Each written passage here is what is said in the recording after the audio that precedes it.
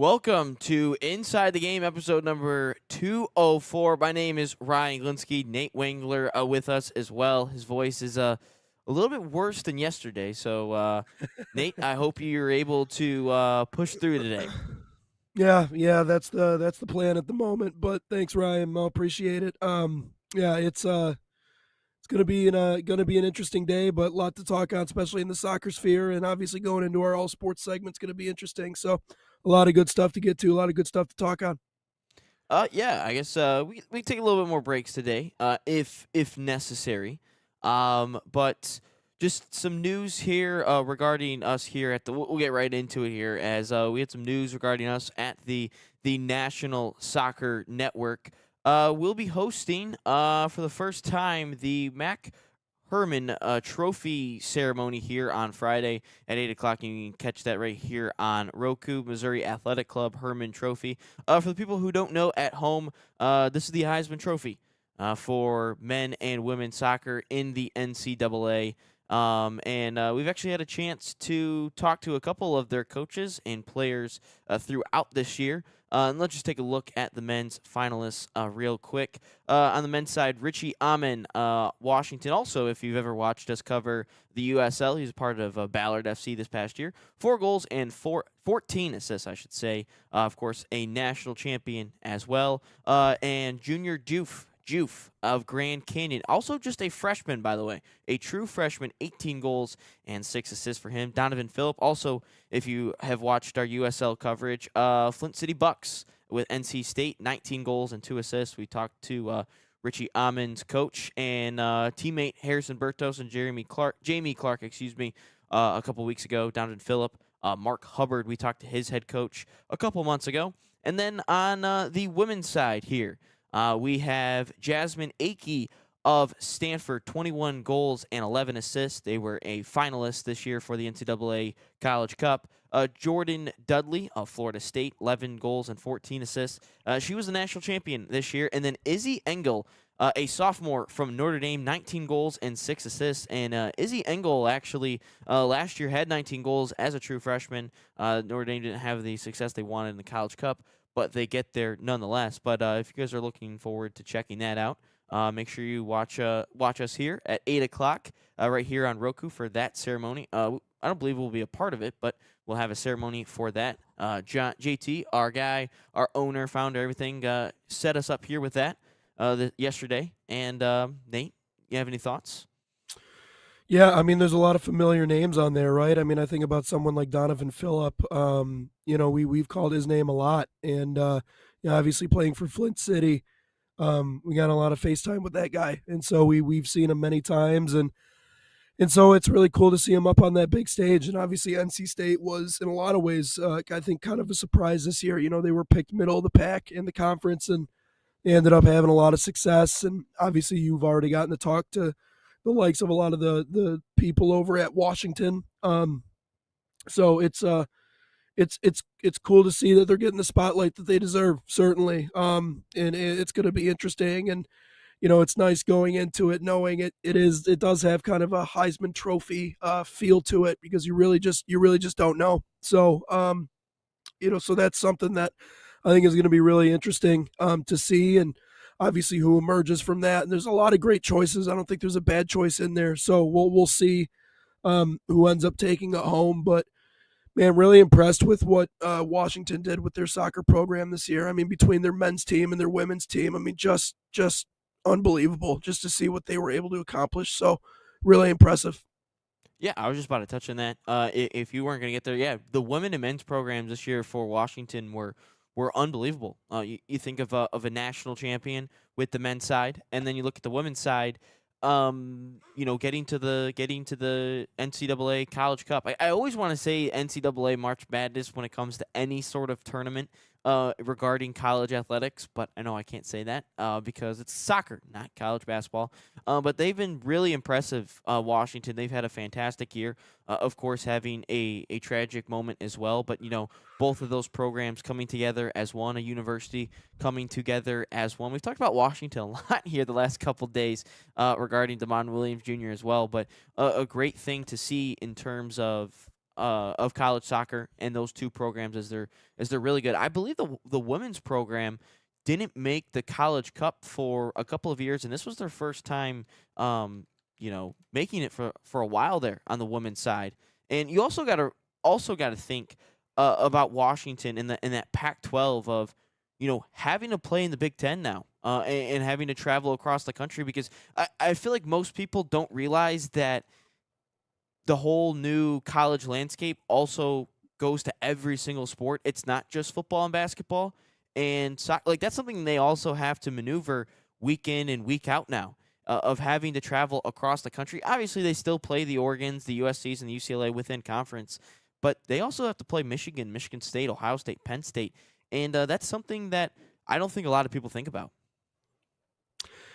Yeah, there's a lot to consider. There's a lot to think about when it comes to this, and I think the level of competition is it continues to get better too, and I we see that really across the board, and so especially when you talk about a lot of these players, and really what's interesting to me is we're spanning coast to coast, so we got NC State, we got Washington. I feel like we're kind of touching all the different parts of the country.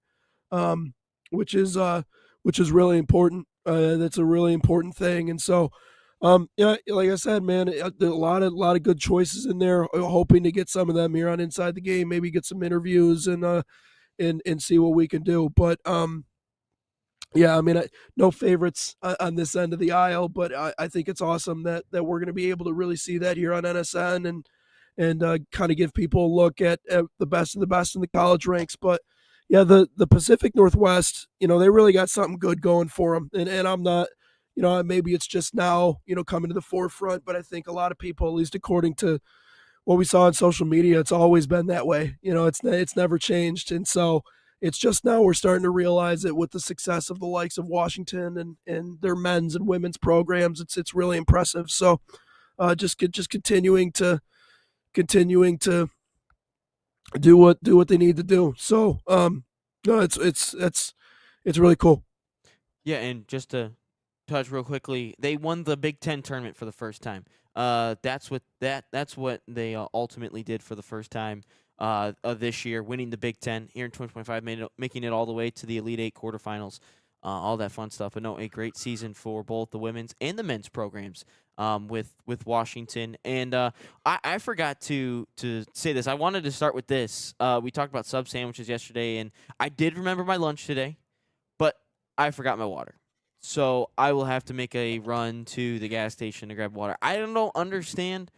I have gotten every single thing that I wanted to, but I always forget one thing this week. Yesterday I was so focused on grabbing my water bottle and grabbing my gum, and I forgot my lunch. Today I was so focused on grabbing my lunch that I forgot my water. So it's just been our first week back for a couple weeks, and I'm still in preseason mode, I guess you could say. But no, it's been great. Also, talking about sub sandwiches yesterday, I didn't even get a chance to go to Jersey Mike's. I went to Qdoba mainly Oh, because there was a large blockage on 23 Mile to get to the Jersey Mike's, and I was like, Qdoba doesn't sound bad. So went to Qdoba. I will at some point get to a sub place. And regarding that, Nate, I forgot to even ask you how you been doing this morning. My apologies. I'm new to this. All uh, right. been doing it. Yeah, you're good, man. No, you're doing great. No, I've been doing all right. Obviously, minus the voice thing, but no, Doba's great. I love Doba. Honestly, I mean, if you're talking about fast food options, I mean, I feel like they're probably the best outside of well, so not best tasting. I don't know. I mean, McDonald's is always a classic, right? But I feel like Doba actually gives you an opportunity to actually like get something healthy in your body. So that's why I kind of appreciate Qdoba for the most part.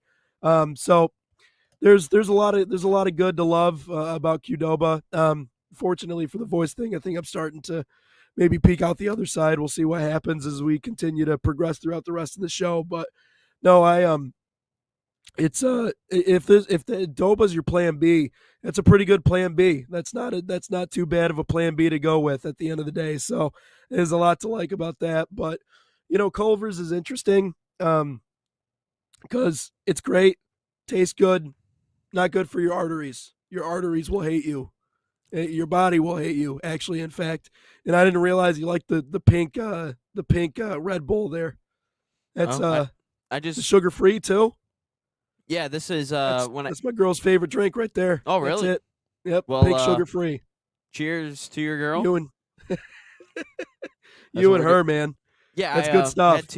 had to fill up some gas, and I was like, you know what? Let's go grab a drink. Because I have Speedway reward, so I have to go in to get it scanned and then get the points and get 11 cents off every time or whatever. And I was like, man, a pink Red Bull looks pretty good. So I went in there. That's how gas stations get you, man. Is you go in there for one thing and then you come out with more things than you intended because Yep, it's a gas station, and a that's lot also more. how they make most of their money is through their food purchases, or if they have a car maintenance place inside as well. Well, That's how or a they also. Subway. I mean, I remember when I was in high school. I believe it was my sophomore year. We ended up going. We went out west, and there were some gas stations that we rolled up on. That, I mean, yeah, we needed gas, but the most important thing when you make those stops is to get snacks, and that's Yeah, you're right. I mean, I think Meyer kind of sets themselves aside a lot of times. We know about the big gas stations, like the big trucker gas stations, but I think Meyer, um, they always have the best snacks. Also, warm food, quick meals. Okay, if I just need to grab something and go, they got it.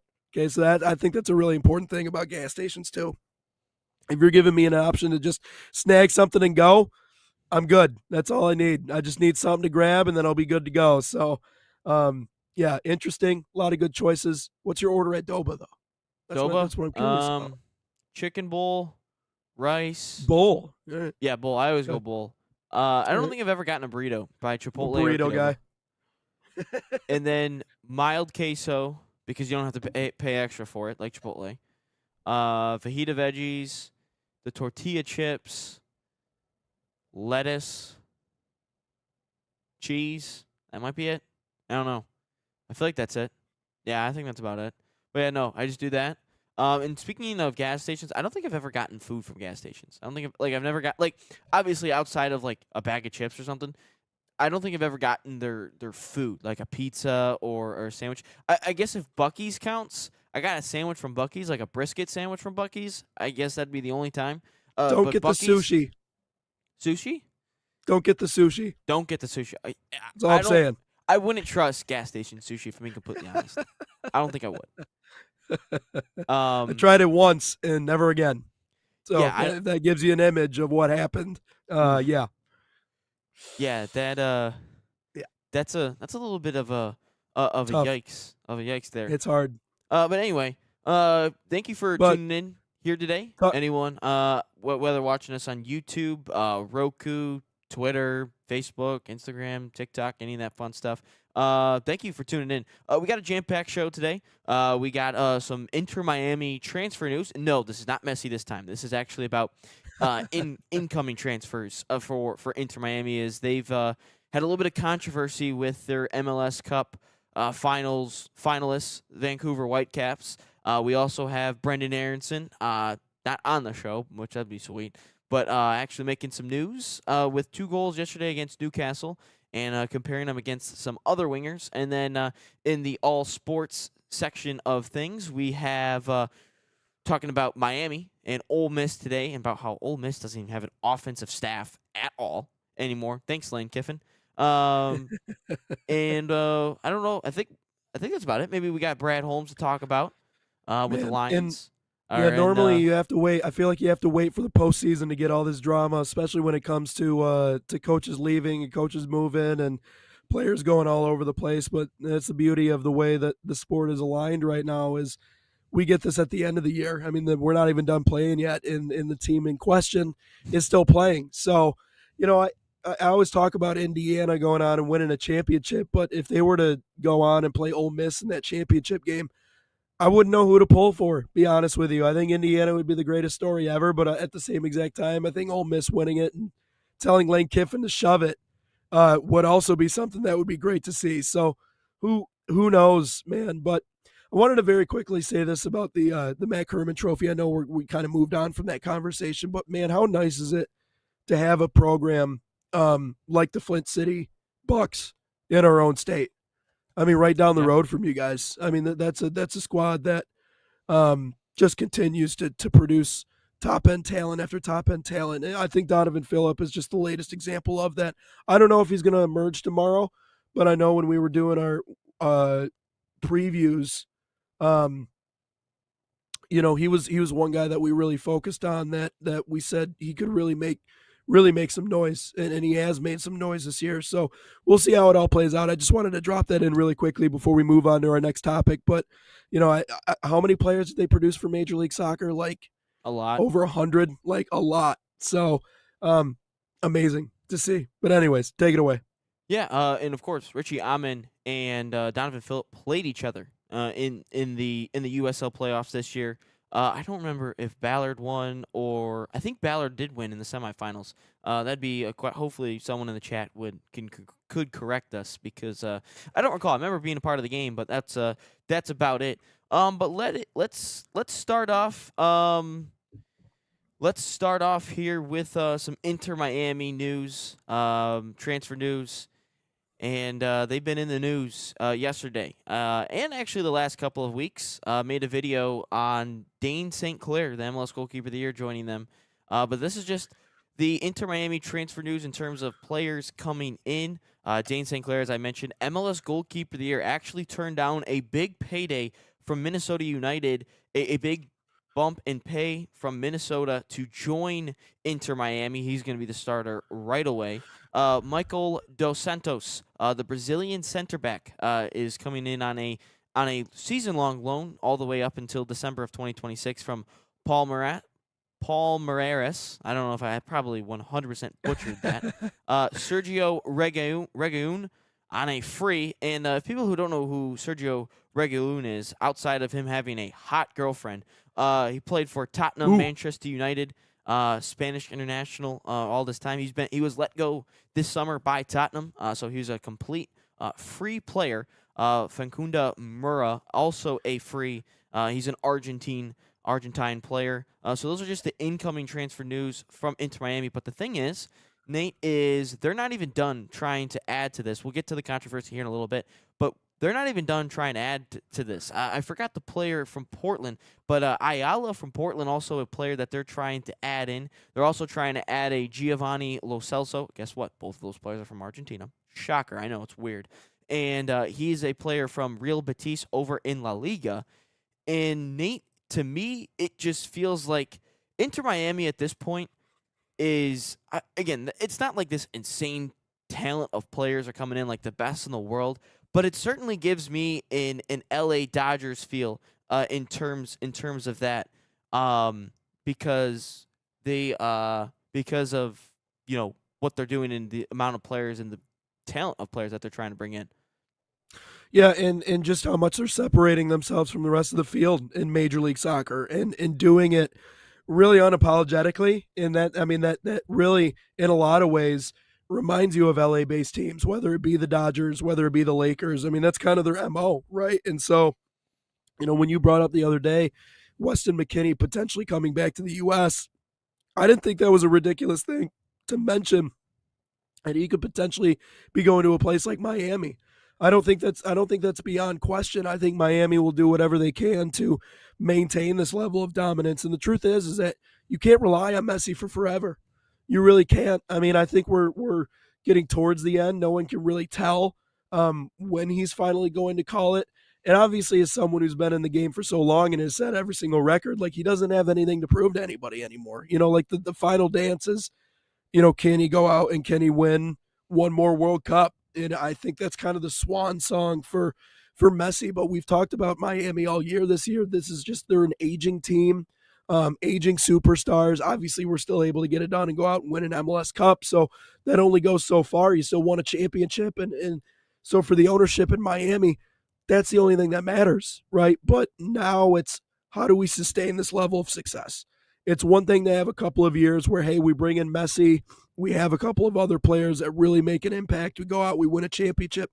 That's great. But this doesn't seem like a one and done organization, right? This is an organization that wants to figure out a way to maintain that success. And the way that you do that is, again, you just continue to find some of these fringe players that are good enough to play in some of those top end leagues, but would love the payday that comes with being with a Miami based organization, especially someone like Inter Miami. I mean, they are the brand in Major League Soccer, as much as we hate to admit it, and as much as we really kind of celebrate the fact that whenever anybody's able to break through and beat them, it's I think about some like when Portland beat them this year. That was a big deal. Obviously, some of the other matchups they had, but this is an org that now they realize what they have. Right, Messi started it all. He got us to that point. Now we have to figure out for ourselves what do we have to do to continue to supplement that and continue to be on this trajectory, which we've talked about this before. When you figure out how to win, you become a destination, right? Players want to come to destinations. Stars want to come to destinations, right? They don't just want to go to any small market ever. And it doesn't really matter what amount of money you spend. It doesn't really matter what amount of money you throw their direction. A lot of times, they're just not going to want to go there. I mean, we see this with the Tigers, right? How many times have they had to go well above and beyond budget-wise to get superstars to come there and play? Because they don't want Detroit is not a destination, and it hasn't been for a while. Now is a little bit different. Now you can say, okay, this team, this organization has emerged. There's really something here because the young guys have really started to contribute to what it is that they have going on. But for the longest time, it wasn't a destination. It wasn't a place that superstars are like, hey, I want to go there. Not saying Inter Miami's getting superstars by any stretch of the imagination, but they're still getting really good players, including obviously the goalkeeper you just mentioned. But that is their focus. They just, how do you maintain that? They've learned how to do it at a high level. They won the cup. Now how do you continue doing that after? Yeah, we have a couple comments here in the TikTok chat. Both from JT actually. He says, we have a new partner to announce, so there's a horn. We'll absolutely announce that when we can. And JT also mentioning, again, I don't even know the name of this company, but Chamalai Tea. I probably butchered that. The perfect JT, I've had 3 of them this morning, my man. he said the perfect sponsor for Nathan. I would 100% agree with that. So yeah, there's your sponsor. But I think you're right, Nate, in terms of being a destination. Like, think about this.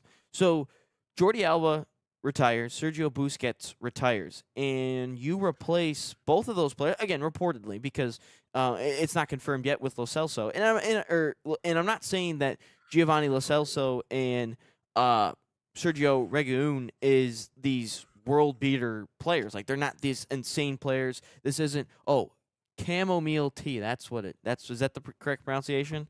Okay, sweet. I don't drink a ton of tea, I'm not familiar with the tea game.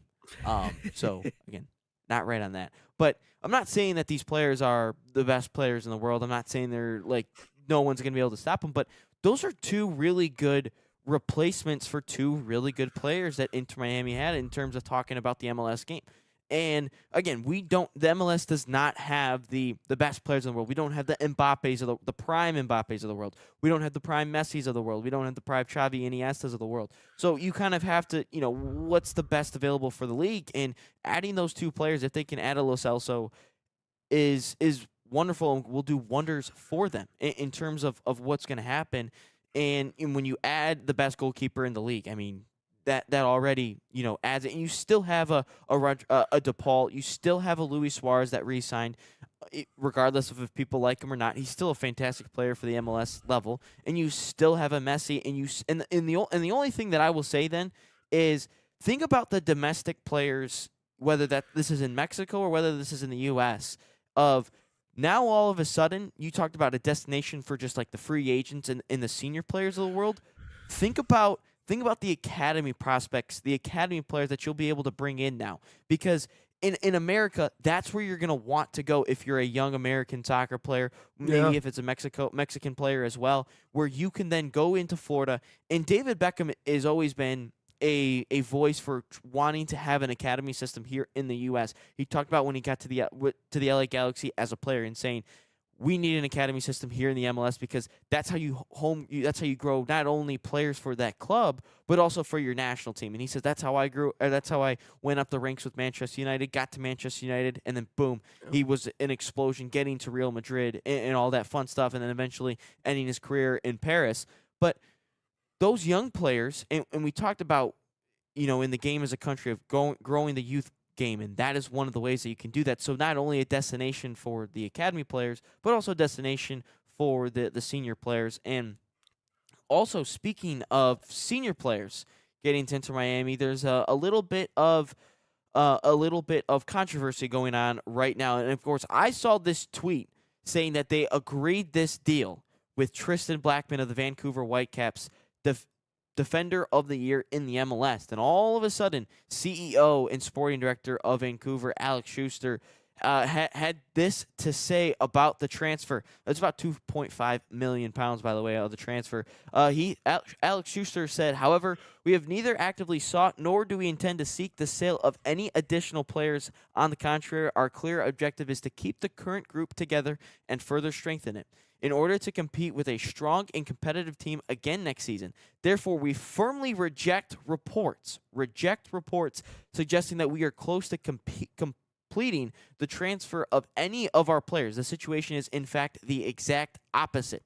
So this is something to keep an eye out for. U.S. International as well. Blackman actually was a part of that. I believe it was September or October. Whenever we played Japan, he was a part of that window. Actually started in that Japan game. But you think Defender of the Year for the Vancouver Whitecaps and potentially a move that's agreed upon, but then the CEO or the sporting director of Vancouver says, no, this isn't happening. Where do we believe on this? Well, I would be interested to see that graphic one more time if you can put it back up on the screen. Yeah, I mean, there have been a lot of rumors circulating. Obviously, this is something that they've been talking about in circles. They want to keep continuity, and I guess I understand when I look at the way that team finished last year. It makes sense that they would want to just maintain some level of continuity or some level of consistency, and I mean that's what kind of they're mentioning in this right here. And who's to say that these conversations are not going on behind closed doors?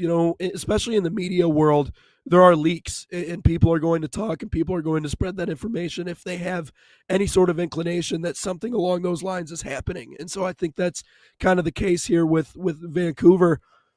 I believe they are, and I believe that they still want to add more to what they have. And to be honest with you, Ryan, I don't think it would be the worst of ideas. I think it would be a great idea in order for them to continue to try to add more. But what says you?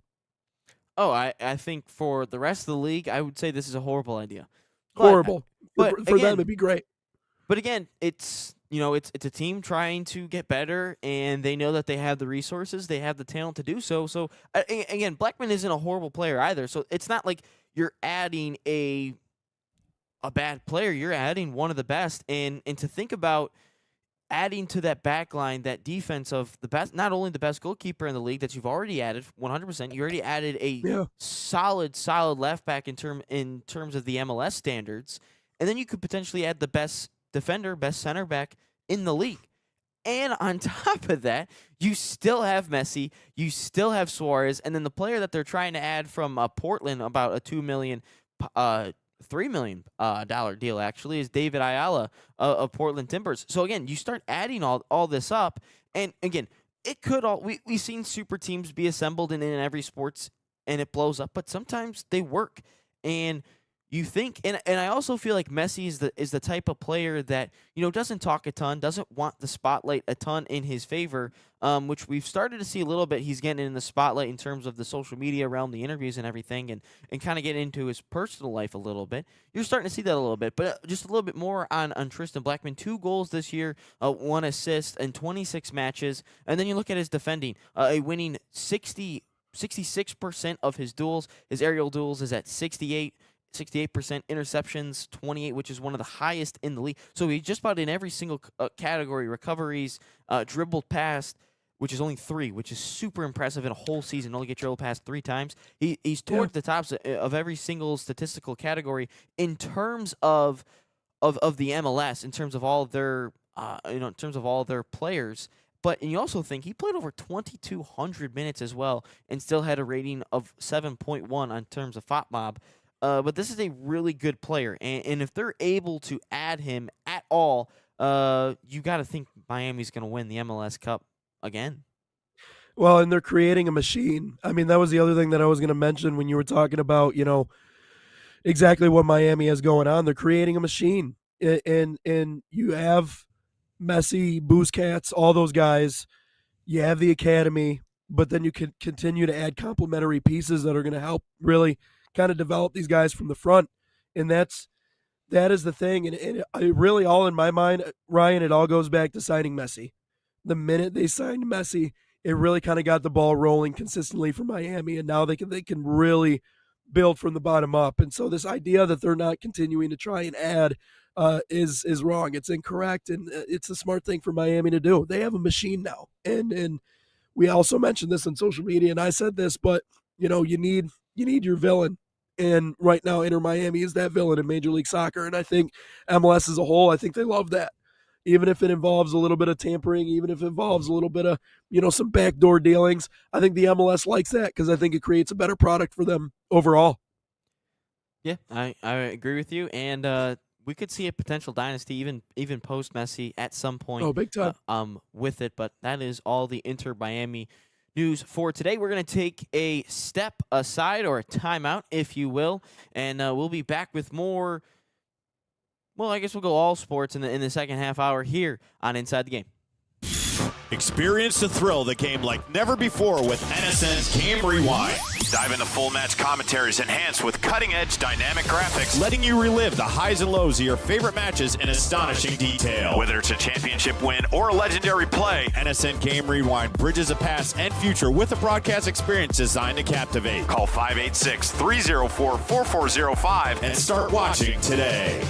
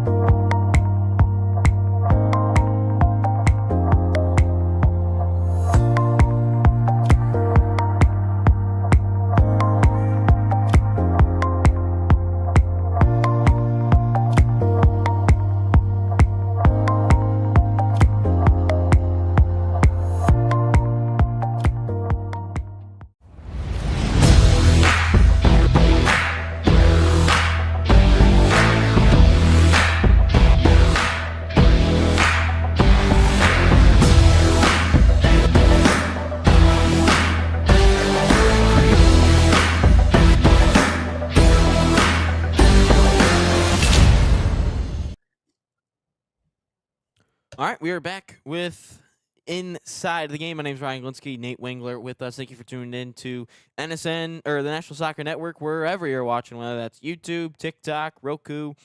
I don't even know where else. We're probably everywhere at this point, but At least. at least, Nate, I don't think you're gonna make it the second hour, as you said. Yeah, guys, I'm gonna be cutting out for hour number 2. Just gotta do a little vocal rest. This is it's hard when you work. It's not hard working in this industry. Let me take that back. It just gets hard when sometimes things like this happen. And I just got a little I think it's something viral going on. Not really quite sure, but obviously we got games coming up this weekend. We got another show coming up tomorrow. Just want to make sure that I'm good to go for the remainder of that and the remainder of this weekend. Don't want to cut myself or sell myself too short. So I'm going to do a little all sports here in the second half hour, and then Ryan Glinsky will take you another half hour just by himself. So it'll be the Ryan show there for a little bit. So all on you, man. You deserve it. Take it, enjoy it. You've been doing a great job here. So this is just kind of take it as an opportunity. But yeah, it is what it is. And I'm it. Sometimes you just got to do what you got to do. So I appreciate you guys' patience and do your thing. Yeah, so what would you like to talk about here in the remaining 25 minutes of the 9 o'clock hour? Let's talk a little college football, man. This Ole Miss storyline continues to get more and more wild. And I know I went on my rant yesterday, and obviously it's very appreciative of you just kind of sitting back and listening to me talk. But not only is it the players who are leaving, what can I say? Yeah, the entire coaching staff, as you were talking about, is pretty much going to Ole Miss, and so or LSU. And so now the question is, obviously, I think we're well beyond tampering. I think we've gotten past that. It is what it is. I think people are openly tampering now. Now it's who's going to coach Ole Miss in the semifinal game. It's one thing to lose your head coach, and Pete Golding has done an unbelievable job since taking over. And you mentioned that story of directly after that decision was made by Lane Kiffin, how Pete Golding handled that situation. And if I'm a player at Ole Miss, I mean, it's really easy to rally behind a guy like that. He stood up for us. He got in front of Lane Kiffin and said, listen, this isn't your program anymore. So get out. And so as a player, that really excites me. But now you look across the board and, there was a video yesterday that surfaced about, Lane Kiffin's talking about stealing players away from this program or that program. But now you have coaches leaving. And so it really has to be a helpless feeling if you're a player at Ole Miss, like who's going to step up to be our guy in the semifinal. So, but then again, there's another side to this too. And I certainly believe that this could really help out the Rebels. A push is a shove. And I think they feel disrespected at every angle in this playoffs after the regular season, after what they did in the SEC this year. I really feel like there's a level of disrespect that that this team is feeling. And so, who's going to lead them? I don't know. I mean, maybe you have your own theories, but what's your take on this? Real quick, I'll talk about Brendan Aronson in the second hour. I know we teased at the beginning. We'll talk about that. Maybe Lions, Michigan football. I don't know at the second hour, but just stay with us. But we'll get to the Brendan Aronson thing because I think it's a good conversation. And maybe Nate, if you have some opinions, we can retouch on it a little bit tomorrow. But I think my point is this football game. There's just so many sidebars. Because even if you look at the Miami side, there's sidebars as well, but it's more in a positive direction than a negative direction. So if first off, let's just look at the Ole Miss coaching staff that's not there tonight.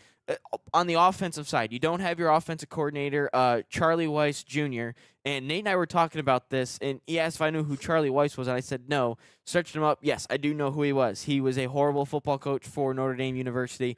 He was right there before Brian Kelly. Speaking of LSU, can I just say, I've never had an issue with LSU until Brian Kelly got there. I don't like Brian Kelly. I think the way that he leaves programs, whether that's Grand Valley, Central Michigan, Cincinnati, or Notre Dame, I think is horrible. And also what he does to his players and coaching staff, they all hate him. So I absolutely despise wherever Brian Kelly's at. And then you add in Lane Kiffin, and I don't like Lane Kiffin. You think of also Lane Kiffin. He's had some horrible ways he left college programs. You think of Tennessee, you think of USC, and now you think of Ole Miss. And how does he leave LSU? That's to be seen, but at some point he'll have to leave LSU. But then you look, so he's gone. Charlie Weiss Jr. is gone. Then you think of the running backs coach, Kevin Smith, who, if you're a Lions fan, you might remember who he is. Kevin Smith, the running back. He's gone. And you also have the tight ends coach, Joe Cox, and wide receivers coach, George McDonald. You also have your offensive line coach gone as well. So that whole offensive staff is gone. I don't know who's having coach what. And I thought this was funny during the Michigan-Texas game is that you have Max Bredesen coaching the tight ends, and he's a player. Granted, he was hurt, so there's that. And you also, which I also thought was funny as well, is right before the Texas-Michigan game, Poggi mentioned that John Jansen, who is a 97-1 The Ticket radio host, he coached the offensive line in bowl prep. Grant, yes, he's an unbelievable player, playing the NFL for years, but his job is not a football coach. Yeah. He is a radio 97-1 The Ticket host and also a color commentator for the Michigan radio football team. I just find that a little bit funny. He did win a national championship, so I mean, I realize it was all those years ago, but So do we think that Eli Manning and Arch Manning might have been coaching Ole Miss this week? I mean, it's not ridiculous to think. Is that something that's happening? Well, here's my thing, right? Like, we're so far down the line that X's and O's matter, but I think what matters more in this situation, Ole Miss knows how to play. They know what they've seen on film. They know what they run. They know what works. You know, I heard an old coach say once upon a time, you know, X's and O's matter to a certain extent. But when you have a group of guys who actually genuinely believe in the direction that you're taking them and genuinely believe in what you're building, you can call peanut butter and jelly 99 times. They're going to run peanut butter and jelly and they're going to score. So this is a situation for Ole Miss where, yeah, I agree. I mean, it's not going to be the same cast of characters, and I didn't know that about John Jansen. That's an interesting fact that you just brought up there. But it is obviously going to be a crutch for them, you know. But how do you carry yourself emotionally, and does this team stay glued together the way that they are? My biggest question is this creating a rift in the locker room? Because this could very much go one of two ways, right? This could go in the way of we're bonding, we're coming together, you know, we're really making this thing work and we're really doing what we need to do in order to go out and win. Or it could go the complete opposite direction. You have inner fighting. You have guys who, you know, are kind of falling apart. Even just in the semifinal, 2 games away from winning a national championship. That could very well be a reality for this Ole Miss team. So I don't necessarily, I'm not saying coaching doesn't matter, because coaching absolutely does matter. And to have the right guys in the right spots to call those plays.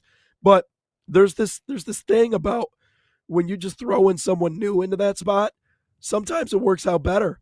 We saw that with UCLA this year when they just had to throw someone brand new in there. We've seen that with programs before where they just throw someone in. Penn State, yeah, a little bit. Yeah, you're right. But, you know, there's multiple different examples of that. So when you're down to the point of you only got to win 2 more games, if we were in week 8 or week 9 and they were undefeated, this would be a completely different conversation. This might be it for Ole Miss. I mean, they might end up in the Pop-Tart Bowl at the end of the year despite being undefeated through 9 games. Right now, I don't know how much. I mean, I'm not it's Mario Cristobal, guys. I mean, like, I realize he's in the semifinal. I realize he beat Ohio State. Congratulations. You're still playing against Mario Cristobal. So there's a very real chance that he nearly choked that game away against OSU. So I think that Ole Miss isn't in a good place, right? I don't want this to feel like Ole Miss, oh, it's okay, hey, no big deal. Clearly, this is a big deal. But, again, this could go one of 2 ways. It could either go horrible for them or it can go really, really well, and this team could bond. So they'll probably end up calling peanut butter and jelly 18 times anyways, so we'll see how that works out. And back to my earlier point of the amount of sidebars here in this game. You have the offensive staff turnover right now with Ole Miss, but you also have Trinidad Chambliss, who has voiced his frustration about the NCAA, about, you know, not being granted his 6th year. My personal opinion is he's asking for an extra year of eligibility back in 2022 from Ferris State. Why would you ask for it now? Like, that was 4 years ago. Maybe you should have asked for it then.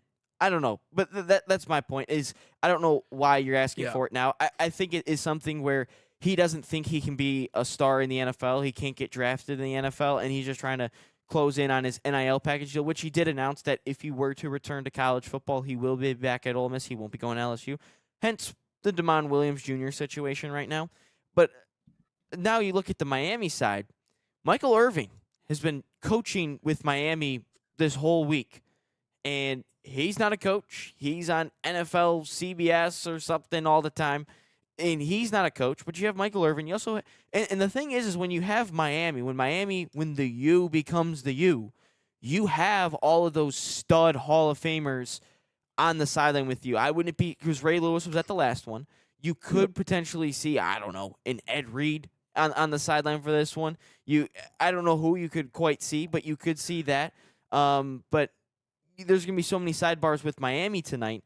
And if I look at the game, and I'm talking about the game a little bit more specifically here, is Ole Miss, I think, is kind of, they've rallied together as one. They have all this stuff, and rightfully so. They should. And the way that I would find it really funny if they would win the national championship just based off Lane Kiffin. Also, I don't know, would Lane Kiffin get a ring? I don't know if Lane Kiffin would get a ring in this situation but maybe he did coach 12 games, so maybe he would. But I ultimately don't want I would certainly hope not. I don't want the SEC to win a national championship. That's just my persona personally. If I were to look at these 4 teams who I would personally want to win a national championship, it's Miami, just because of the 30 for 30 documentaries I watched as a teenager and wanting the U to get to that level at some point. And I would personally like the U to win it. But you also got to think this Miami defense is really good. This Miami offensive line is really good. Yes, you can say Mario Cristobal is going to Cristobal at some point, but I just think if Miami is able to keep Trinidad Chambliss in a box, and I'm talking he doesn't get out and improvise and the play breaks down, I don't see Ole Miss really winning this game. I don't. If you can keep Trinidad, because I personally don't think Trinidad is this unbelievable quarterback. I think he doesn't go through progressions really well. I think he's a one read guy based on what I saw in that Georgia game. Yeah. But and that defensive line by Miami gets after you. They had 5 sacks against Ohio State. And if they're able to contain Trinidad and keep him in a box, I don't see Ole Miss doing it a lot. I really don't. Well, that's the goal, right? But you have to keep them in a box, and that's a tough thing to do, right? You can't. And we talk about Ferris State, and I love how many people are learning now about Ferris State. Like, they might not have paid attention to Division II football for the longest time. They know now. Yeah. They know now what Tony Anise is doing. They know now about the talent that's coming out of that school. Especially someone like Trinidad Chambliss, they know it. They've seen it. They know it's real, and they only really recruit dual threat guys. They don't get quarterbacks that aren't mobile, and so that's going to start becoming a hotbed for Division I programs. But you're right, and we talked. What did we say the other day? Transferred already. Yeah, right. Michigan State just got a couple. Yep. And what did we say yesterday about pass, but on the other side for Miami, what did we say yesterday about pass rushes? It makes all the difference in the world. And if you can make the opposing quarterback uncomfortable, you automatically give yourself a chance to go out and win that football game. Now, do I think Carson Beck can dig into his bag and maybe throw for over 200 yards this time? I don't know. It's yet to be seen. And I think Ole Miss has been so good on the defensive side, it's going to be really hard for them. But if they can run the football, I think that'll help out. And everybody is predicting that Ole Miss is going to win this game. But you're right. If Miami, they need to be able to keep Trinidad Chambliss in the pocket. But for everybody else they played this year, that's been the hardest thing to do. By the way, I wanted to bring this up really quickly. Congratulations to you, by the way. You are experiencing the early 2000s, 2.0. I was about 6-7 years old when all this was happening. Hold on, I got you, right? The Pistons are back. Oh. The Red Wings are dominant again. The U is back. We disrupted a foreign government that happens to have a lot of oil. We're back to the early 2000s, baby. We're back. We're back. Welcome back. Yeah. So I know. Hey, what year were you born? 03. 03. All right. So, hey, when you were born, all this was going on. So now you get to experience it firsthand. 22 years later, now you get your experience of the early 2000s. So if the U's able to go out and win a championship, that'll complete, I feel like, complete everything. That'll complete the cycle. I'll also add to this one, Arsenal was dominant in the early 2000s, and they're dominant again. They haven't won anything yet. They have a massive game against Liverpool here this afternoon, and if they win that, I believe they go 8 points clear at the top against Man City, which, real side note here with Arsenal, they finished second for 3 straight years. I've witnessed a ton of heartbreak leading up to this. if they're able to somehow win the Premier League, if they're somehow able to win the Champions League, that'd be just the icing on the cake. But no, you're right. You think about the Pistons; they're unbelievable as well. I think they're 27-9 now, or 28-9. I think after the Bulls win yesterday. The Red Wings top of their division right now. Whether that is sustainable, that's still to be seen.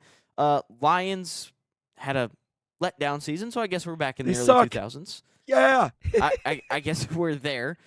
Michigan State basketball getting back to some dominance. The only difference I would say is Michigan basketball is the only difference from the early 2000s. That was like the Tommy Amaker days, I think, was early 2000s, and they were not good. No, They were not good. No, they weren't. But back to the Ole Miss game. I think this is really a again. I don't know how to pronounce his first. Kawan Lacey, is that how you say his first name?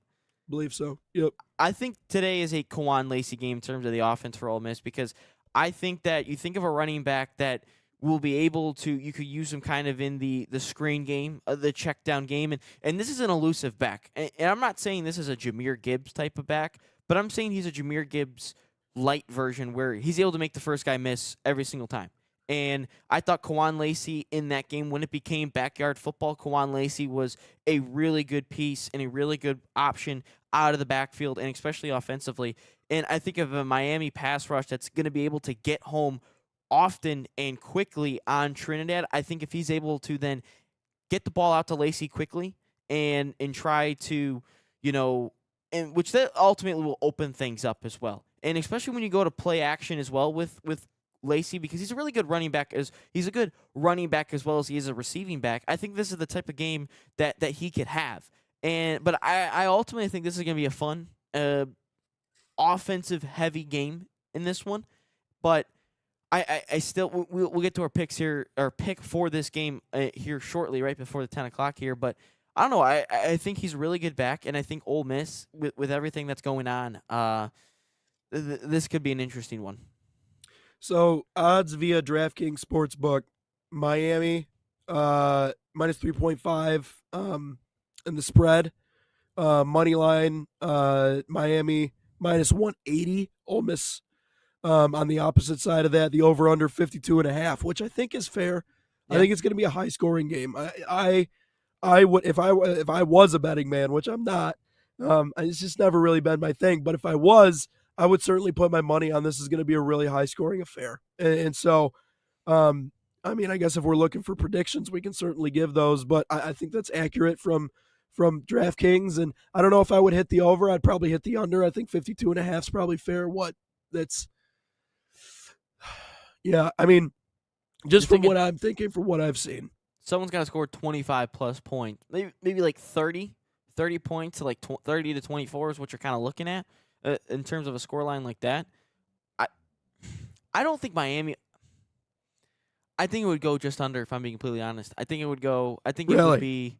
I think it would be high teens, low 20s. That's just me though. Just based on Miami's defense alone, because Miami's defense is mean, and Miami's been in low scoring affairs already in the college football playoff. You think of their 10-3 win against A&M? Was that the final scoreline? And then even the Ohio State game was a little low scoring as well. 24-14. That's low scoring, and they had a pick six in that game. So Miami's offense can't score a ton, but at the same time, their defense holds you. Yeah. 17 points given up in both playoff combined in both playoff games. I think the defense would hold. The other thing I'll say about Ole Miss, and I forgot to mention this a little bit earlier when we were talking about them, they've already had to navigate some really difficult defenses. Yeah, I mean, they beat Georgia. I mean, that was one of the more elite defenses in the country. Oh, wait, Notre Dame. you're saying Ole Miss. My bad. Ole Miss, yeah, not Miami, Ole Miss. They beat Georgia, which was another elite defense. So I think in a lot of ways, because of the coaching situation, they are kind of playing with house money. And so I think that will help them out a ton in the long run. And, if the only issue in my mind is that when it comes to the Canes, again, Beck has he's been so bipolar this year. And that's, I think, when you talk to a lot of college football fans who kind of know who Carson Beck is, that's exactly it. I mean, you talk about someone who's trying to extend his time in college football. I think Beck is another one of those guys. Yeah. He wants to capitalize on the NIL opportunities, but I mean, my guy has just been so all over the place. I mean, he's had performances where he's just thrown 103 yards, 138 yards. Obviously, we know he hasn't thrown for over 200 in the playoffs yet. In the couple of games they've had leading into this game, so I don't think anything's a sure thing for Miami on the offensive side. And not to say that just because Ole Miss was able to get past Georgia, that they're going to be able to get past the elite defense that Miami has. But all I'm saying is that they've proven it, and so they're kind of building off of that momentum going into this game. But in terms of a final score prediction, I'm going to go Ole Miss. I'm going to go 24-17. Ole Miss wins it. What says you? I'm going to go the U because it's a Canes thing. I'm going to go Miami wins it. They're going to win it 20. I'm going to go 21-17. Miami wins it. There's going to be a defensive touchdown from Miami in this one. I'm going to go the Canes. You're going to go Ole Miss. We'll come back here tomorrow and see who's right. So it's good that we each took different teams here, and then obviously tomorrow we'll have picks for the Indiana, Oregon, and then the NFL playoffs, and then we'll come back on Monday to talk about that. But anything else you want to add, Nate, before you hit the hay here? I'm sure you're gonna go to sleep, I imagine. No, I'm just gonna go stand in a hot shower for an hour and see if that if the magic works. But no, you talk about sidebars. I mean, that's what makes this playoffs. In my opinion, this is the greatest playoffs. At least. Oh boy, fumble. Is it still working? Yeah, we're still here. Fine. We got it. Ooh, Good recovery. all right. Good recovery. Fumble. Thank you. I got on top of it. Ball. But in terms of the 12-team format, I know we've only had it for 2 years, right? So I can only say so much. And I think it's a guarantee that it's going to expand to 14 teams. That's something. Whoa.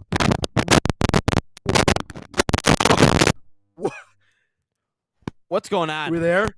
Yeah, we can hear you now. All right, you got me. Goodness gracious. All right, I think it's a given that it's going to expand to 14.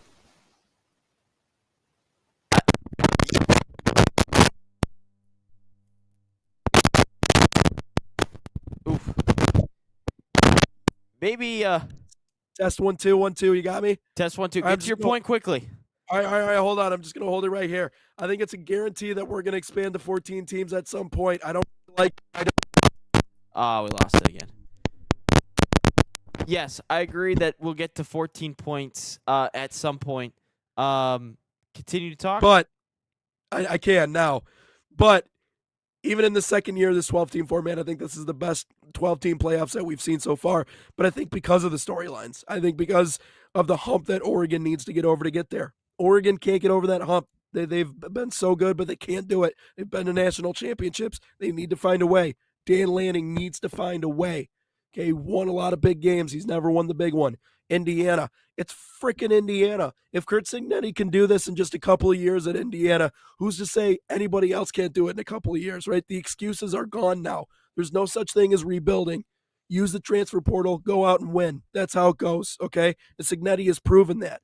For Miami, for the U, you beat Ohio State, all right? You did the one thing that I'm sure a lot of people thought you couldn't do, right? And you want to bring the U back. We're the most dominant football program for the longest time. So we see the U coming back. And for Ole Miss, it's the bird to Lane Kiffin. Like, they're playing with house money, man. Like, this is their opportunity to go out and tell Kiffin and the rest of that coaching staff to you know what. And I really hope they don't get rings. I truly and genuinely don't hope they don't get rings. I mean, I don't. It's like dating a girl for 5 years, proposing to her, and then a week before your wedding being like, nah, I'm out. Actually, I found a better girl over here, so I'm going to go date her instead.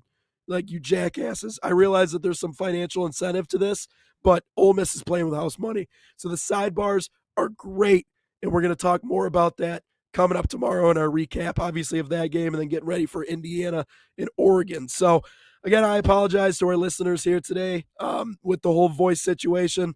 It sucks, man. It came out of nowhere. I think there's some viral stuff going on right now, but we're going to do a little recovery today, and we'll come back stronger than ever tomorrow.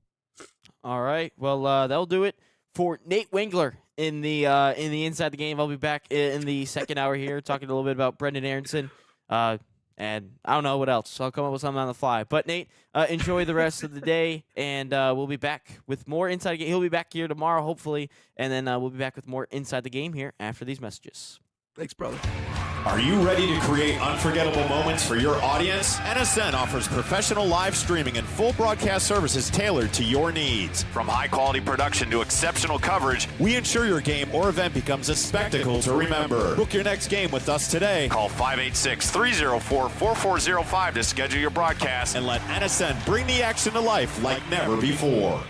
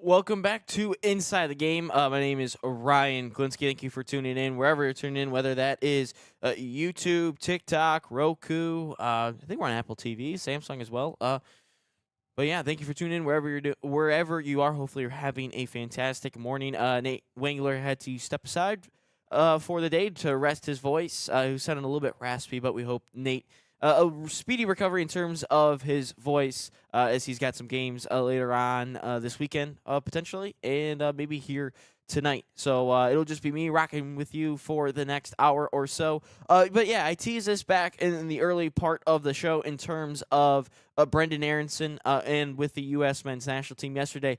He played great again. 2 goals against Newcastle. One of them was a phenomenal goal. And then, of course, you had the goal against Manchester United over the weekend, and then he had an assist a couple games ago. So in the last 4 games, he's had 4 goal contributions. That's 3 goals to 1 assist. And Aaronson has kind of been on a player I felt like has kind of been on the outside looking in terms of making this World Cup roster, making this men's national team roster for the World Cup. And you think of some of the players, I'm going to compare a little bit of how these wingers for the men's national team are doing in their club seasons overseas. And it's also worth mentioning Aaronson in his 55 appearances with the men's national team, 9 goals, 7 assists, and he's only 25 at this point, so he's still got some time to go. He's still kind of reaching that prime in his career. And it seems that he's taking a step here in terms of the men's national team. He's taking that next step into his prime a little bit. And he's had a shaky start here with Leeds, especially this year, but he's starting to get it going. He's even said himself, Aaronson, that this is the best soccer he's played in his whole career. And let's just compare a couple of these men's national team wingers to a Brenden Aaronson. Aaronson, of course, this is just the club season this year, and this counts for all competitions this year, the 2025-2026 season. But Brenden Aaronson, 4 goals, 3 assists to his name this season. And, of course, 3 of those goals coming in the last week or so with Brenden Aaronson and an assist. Tim Weah, a player that a lot of USA fans really adore. He scored a goal in the World Cup in 2022 in Qatar against Wales. That was a lone goal in that one from the men's national team. But he's currently with Marseille, 2 goals and 2 assists. Diego Luna, this is a player that has really come on and has been a fan favorite. in the U.S. since making an appearance in the Gold Cup this year. In the MLS, 9 goals and 3 assists in the 2025 season, and that's kind of a player that I think Brenden Aaronson could ultimately replace and step over in terms of the men's national team. And then you look at Gio Reyna with Borussia Mönchengladbach. Yes, Reyna had an unbelievable November camp, but 0 goals, 0 assists to his name in the club scene. And then you look over to Malik Tillman, who I think is a really good player with Bayer Leverkusen, and his 35 million pound move this summer to Leverkusen, 3 goals and 0 assists to his name, and he's a player that I really like, and I think he'll ultimately make the men's national team. And I think out of these 5 players that you see right now, I think Weah will most likely be on the team. I think Malik Tillman will most likely be on the team as well, but it is all part of the Luna, Reyna, and Aaronson on who that becomes, who that player is. But in my prediction here, I think Brenden Aaronson absolutely makes this men's national team roster, especially for the World Cup, barring injury, of course. If he can stay healthy and continues to play the way that he is right now, he's in the best form of his life right now. And you think of the goals that he's scoring right now for Newcastle, Manchester United, or against Newcastle, Manchester United, rather. These are kind of those gritty goals, those grinded out type of goals. The goal against Manchester United, he's pressing high at the pitch, grabs the goal, and puts it in the back. And that is kind of something that the men's national team has lacked a little bit. And that's something that a lot of the pundits and some of the fan base has harped on the USA men's national team in recent years in terms of, not being tough, not being a gritty team, and Aaronson fits that bill. I think he could also. I don't think he's a starter, but I think he could be on the men's national team roster off the bench, being that high energy guy, and getting things done off the bench, and maybe see a game out, maybe try to nip a goal to get an equalizer, maybe grab all 3 points in the group stage. But I think Aaronson should absolutely be on this roster. Should he be over a Diego Luna? Like, if we look at a Diego Luna versus Brenden Aaronson, I think Aaronson overtakes Luna. I think Aaronson's a better player. I think Luna is a good story, and that's what a lot of the men's national team fans want to hear. I think they want to hear that feel-good story with Luna because it's an incredible story for Luna. But if we're talking, but we're not talking feel-good stories here in terms of the World Cup roster. We are talking about player to player, and I think Aaronson's a better player than Diego Luna. Great story, but he's not a better player. And I think Aaronson should be on the roster over a Diego Luna, and that's absolutely what I think they should do, and I think that's what they'll end up doing here. But I think Aaronson, best form of his life right now. And yeah, that's what I believe here with Brenden Aaronson. And yeah, I still got 53 minutes to kill here, and I got one of our major segments out of the way in terms of Aaronson. But if you have any comments, concerns on any platform that you're watching this on, make sure you leave a comment down below. Check the YouTube chat. Didn't see anything in there. TikTok chat, nothing in there as well. But that is where it is right now. Just seeing anything on Twitter. We actually have Aston Villa currently asking about a U20 USA winger on Real Salt Lake, Xavier Gozo. Of course, this is in part of of course, Aston Villa is a really good team, and trying to get a player from the MLS and a USA player as well is that's pretty big in terms of that, because that's where we want our players end up. That's another conversation that we could possibly have another day. Is we need to be sending our players overseas. That's where the best soccer is being played, is overseas, and we need to do the best that we can of getting those players overseas into those environments. That not only makes our soccer team, our World Cup roster team better, our pool better, but also the game of soccer here in America a much better. Checking here on Twitter, we got any comments? No, we do not. So we'll continue to get things rolling here. But thank you for tuning in wherever you're tuning in here this morning here on a Thursday, January 8th. A massive day in terms of soccer for myself in the soccer space. I'm an Arsenal fan, and Arsenal's got Liverpool here today at 3 o'clock. And Man City dropped points yet again yesterday to Brighton, 1-1. Erling Haaland with the PK. And if Arsenal were to win this game, of course, it's at the Emirates. And if you look at the reverse fixture, Liverpool did win it 1-0 thanks to Dominic Szoboszlai. Unbelievable free kick. Put that in the top corner off the post. David Raya could not get there. But if you think about it, Arsenal, if they win here today, 8 points clear. If they do so, I think you could see them ultimately maybe run away with the league at that point if they're able to get the 3 points here today. Let's just take a quick a glance at the EPL table right now. So as of January 8th, Arsenal 20 games played, top of the table on 48.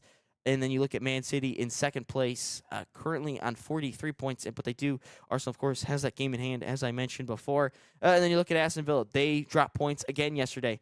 So they are 5 points behind Arsenal, too. They drew yesterday, I believe, to Nottingham Forest. I believe. But look at that. If Arsenal gets that win, that's 8 points clear. Liverpool, a little bit behind on Arsenal, 14 points behind right now. But even if they win, that's 11 points behind. But if Arsenal were to lose this game and Liverpool comes away with the 3 points at the Emirates, I think the title race is wide open, and it's anyone's game because Arsenal still only has a 5-point gap.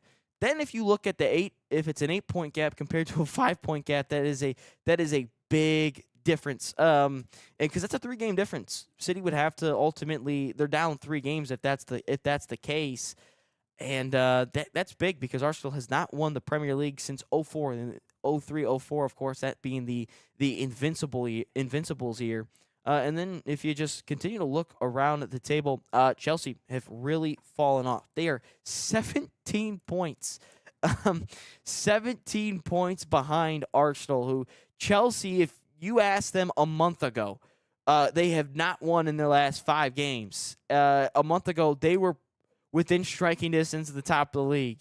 And Chelsea, 17 points now behind Arsenal. They lose, or if Arsenal win today, that's 20 points. That's something that's got to be studied. Enzo Maresca, of course, sacked here just a week ago or so. Potentially could be the Manchester City manager if things don't go right with Man City and they decide to part ways with Pep Guardiola. But of course, Manchester United in 7th, they were up 2-0 yesterday and end up drawing in Darren Fletcher's first match as the caretaker of Manchester United. But let's talk about Brentford in 5th place, 33 points, of 1 point behind Liverpool. One thing to mention with the Premier League in recent years, there's been some clubs that have gotten into Champions League that you didn't really expect to see get into the Champions League. For instance, I think Aston Villa's in Europa League, but seeing teams get into Europe, I should say, that you usually don't. Nottingham Forest got into Europe. Crystal Palace is in Europe right now. They're in the Conference League. But just a ton of teams. There's a lot of teams that are starting to get their feet, I should say, in Europe. Get their feet wet a little bit in Europe, and that's ultimately really good for the league, and that's what you want to see in the Premier League is some parity in terms of the league. And you don't want to see a league dominate every single year in the league, and that's what they're doing in the Premier League. And then you even just look at there's a reason why Brentford is where they are. It's Igor Thiago, excuse me, with 16 goals on the season. But real quick, before I take a break here, make sure you're following us here on social media, the National Soccer Network. National Soccer Network here on TikTok, which we've had a couple of followers hop in there today. Make sure you subscribe that button, hit the subscribe button, hit that like button on YouTube. That helps, of course, with our algorithm and stuff like that. Even comments help with our algorithm as well. Instagram, National Soccer TV, Twitter, National Soccer Network. Make sure you're following us on socials because what's happening this summer?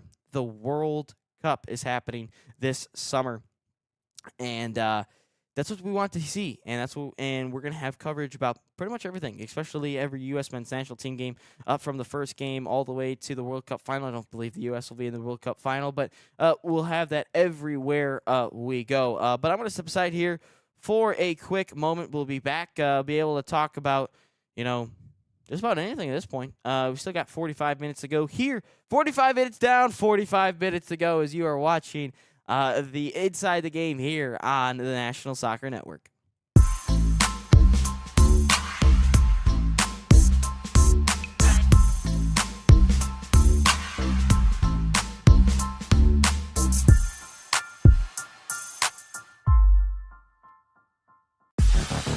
Flint City Bucks are Michigan's top soccer franchise with 4 national championships, 9 conference titles, and 15 Great Lakes Division titles. They have produced 107 players for Major League Soccer, and they focus on attracting top talent and shaping soccer's future. Michigan Bucks Academy joins NLS Next new competition tier starting in September of 2025. This offers elevated levels of play and flexibility for high school participation. The Academy will provide premier development, high-performance training, and exposure to scouts through regional tournaments and MLS Next events. For more information on tryouts, training programs, and key updates as we prepare for our first season in MLS Next new tier, visit MichiganBucksAcademy.com.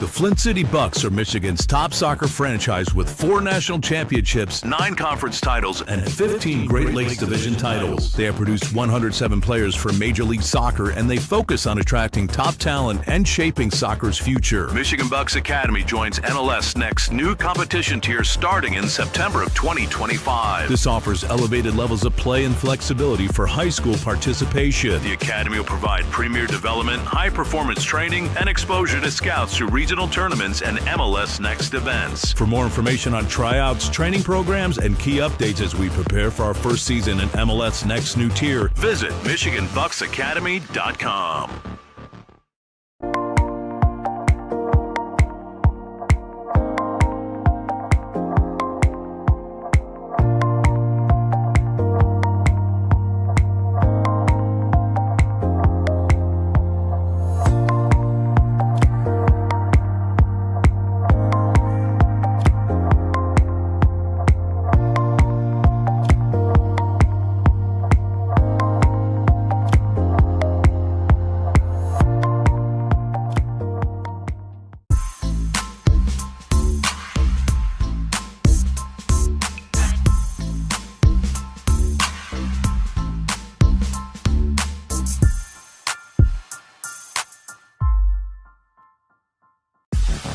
The Flint City Bucks are Michigan's top soccer franchise with 4 national championships, 9 conference titles, and 15 Great Lakes Division titles. They have produced 107 players for Major League Soccer, and they focus on attracting top talent and shaping soccer's future. Michigan Bucks Academy joins NLS Next new competition tier starting in September of 2025. This offers elevated levels of play and flexibility for high school participation. The Academy will provide premier development, high-performance training, and exposure to scouts through regional tournaments and MLS Next events. For more information on tryouts, training programs, and key updates as we prepare for our first season in MLS Next new tier, visit MichiganBucksAcademy.com.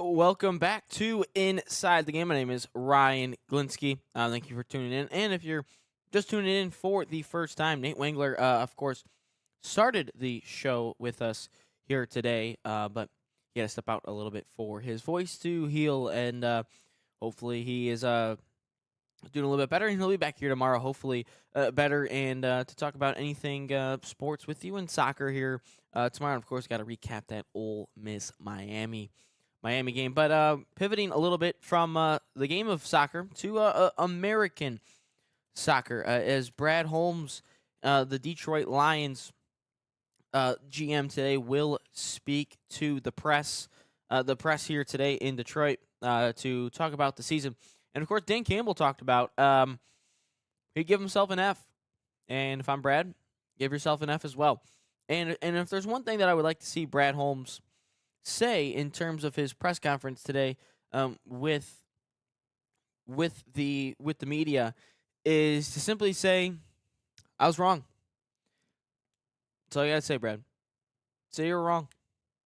Say we weren't good, because we weren't. This was a football team that a year ago, this was a football team a year ago that was 15-2, the number 1 seed in the NFL, and you didn't do anything this offseason. Sure, you added DJ Reed. You did that over instead of Carlton Davis, but you didn't address any needs. You lost 2 all-pro offensive linemen. Zeitler, sure, you replaced him with a rookie in Tate Ratledge. It's fine. But you didn't do anything to try to, because this couldn't have been the first time Ragnow didn't, this retirement didn't come out of the blue. It came out of the blue to the fans, I'll tell you that, but it didn't come out of the blue to the fan base, or not to the front office, I should say. It wasn't that. The arrogance, I should say, of Brad Holmes, and I think the Lions is, it should be talked about a little bit. I think that Brad thinks he's smartest guy in the room. That's what I ultimately think.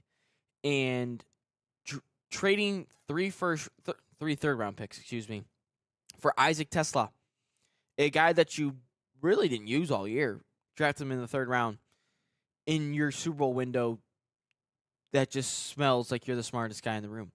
Drafting a Giovanni Manu out of nowhere in Canada, that doesn't move the needle. You can't be making these moves.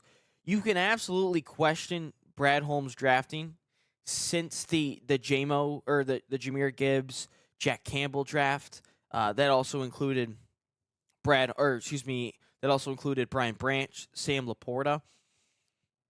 After that, you can question anything with Brad. Terrion Arnold, he's been hurt for a while, but simply, Brad, come to the podium, pull a Bradley Cooper, and Allen pull a Bradley Cooper and Allen in, not Allen. What was his name in The Hangover? What was Bradley Cooper's character in The Hangover?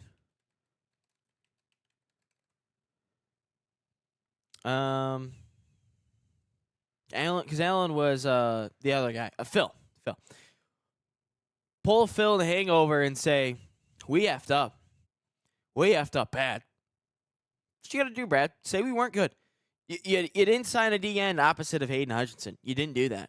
And it showed, because that front 7 couldn't stop a soul. They let Kenneth Gainwell and the Steelers run for 200-plus yards. The Steelers, an offense that doesn't operate at a high level, you allowed that to happen. That was horrible, Brad. You didn't address the offensive line needs and the concerns. You knew that Ragnow was probably contemplating retirement, but the year before the magical 2024 season when they went 15-2, you probably knew that offseason Ragnow was like, this could be the last year. So in that draft, in that free agency, you should have probably drafted another guard/center, but instead you drafted Isaac Tesla. And everyone thought, he's not going to re-sign JMO, but you re-signed JMO. That doesn't make any sense. And then you look at your safeties here in Kirby Joseph and Brian Branch. Brian Branch ain't starting the year next year. He blew out his Achilles. Kirby might not be the same. But Brad, simply just coming to apologize to the Lion fan base and say what you did wrong. You didn't address the needs. You tried to be smartest guy in the room. I'm not in the business of drafting projects at this point if I'm Brad. I'm not trying to draft an Isaac Tesla anymore. I'm not trying to draft a Giovanni Manu anymore. Christian Mahogany, sure, that worked for the 6th round. I mean, he's not this great guard, but he's better value than what you would get at 6th round. He's better value than what you got for Giovanni Manu. I mean, I think we can all agree on that. But anything that he thought, if he comes out and said, we were close, we're a lot closer than people think. Have you looked at the Eagles? Have you looked at the Rams? Have you looked at the Seahawks? Because the NFC West is up here. The NFC North is here. The top 3 teams in the NFC West have all beaten the NFC North teams, I believe. Who did the Packers? Oh, the Packers played the Pack probably won that one. But no, I think the West is so much better. Yeah, 26-0 back on November 30th. So yeah, no, Seattle is miles above. You think of anything else, they're just miles above the NFC North, and I think the champion ultimately comes out of the NFC West. The Super Bowl champion comes out of the NFC West. But no, simply just apologize, Brad. That's simply all you have to do here at the podium. And I also want to hear some stuff about, is what are we going to do about that offensive line? Like, simply, what are we doing with the offensive line? Are we going to first off with the offensive line, that's got to be the most important thing, because Goff is a solid quarterback. For the Lions fans that think Jared Goff should be gone and traded, cut, whatever, you're insane. Go get your brain checked, because Jared Goff is a solid quarterback for the Lions. And he's arguably the best quarterback this franchise has ever seen. He's thrown for 4,000 yards every single year besides the first year where they went 3-13-1, 30 touchdowns last year, I think 33. And then I think the year before that was 30, and I think this year might have been 25, I think. No, he's still, jeez. Even so in the year where Jared Goff sucked and an offensive line that couldn't protect him, 4,500 yards passing, 34 touchdowns, 8 picks. That's 4 less than last year, which, to be honest, almost half of them came in the Texans game. But no, 34 touchdowns, 4,500 passing yards. Jared Goff's absolutely your guy. But the thing is you have to protect Goff. Goff is not going to be this improvising quarterback. He's not going to do that. But the thing is you've got to give him an offense line, and you have to give him a run game. If you can give Goff a run game, that opens up everything in terms of the play action pass. That absolutely opens up everything. And when you run play action pass this year, no teams were biting on it because they knew you couldn't run the football between the tackles. Jahmyr Gibbs was a magic man. Whenever Jahmyr Gibbs had an amazing play, it was because he made some magic happen. David Montgomery couldn't run in between the tackles.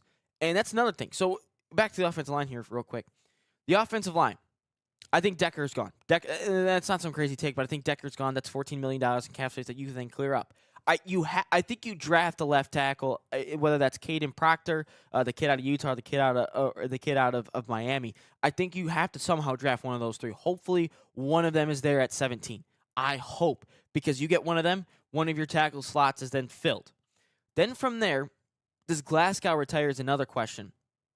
If not, you have to draft a center, or I shouldn't say draft a center. You have to sign a center in free agency. I don't know who that is, but you have to draft or sign a guard or center in free agency, because Glasgow's already mentioned he is not a center.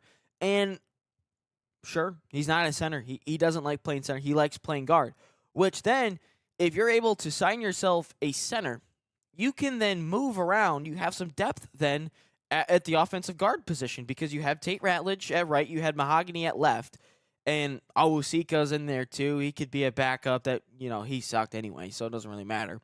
But you take those guards, and you have 3 solid ones, 3 starting NFL guards, really, because they all 3 have started a handful of games in the NFL. Hopefully Ratledge takes that step up, and Sewell, you still have him. But draft, and you have to sign one in free agency. Hopefully that's a center you sign in free agency and you draft a tackle, because if I'm looking at it, for the offensive line perspective, we're just going to keep Sewell at right tackle for this exercise. Left tackle has got to be a rookie you draft in the first round or the second round, preferably in the first. Left guard will go Graham Glasgow. Center via free agency. I don't know how you do it. Maybe you trade either, but you get one in free agency or a trade. Right guard will go back to Tate Ratledge. It's going to be a second year. Hopefully he takes a step up. Maybe a Christian Mahogany's in that role. Maybe you swap Mahogany with Glasgow. Right tackle, Sewell. That has to be an offensive line for next year, because what you rolled out this year cannot happen again. It just simply can't. Let's look at the defensive side of the football. The trenches needs to be retooled a little bit. Hutch, you paid him. He's not this. He's not a Myles Garrett. Obviously, he's not a Max Crosby. He's not that type of edge rusher, but he's a solid edge rusher, and he will open things up for other players on the defensive line to eat. Look at AQM. I think you have to re-sign Roy Lopez based on the production that you were getting out of Nalim McNeil. McNeil, I don't know what he was doing since he got back. He did nothing. You go Hutch, you go Roy Williams up the middle, Ty Leak up the middle as well. McNeil has to be up the middle because of his contract. It's massive. You can't get rid of him at this point.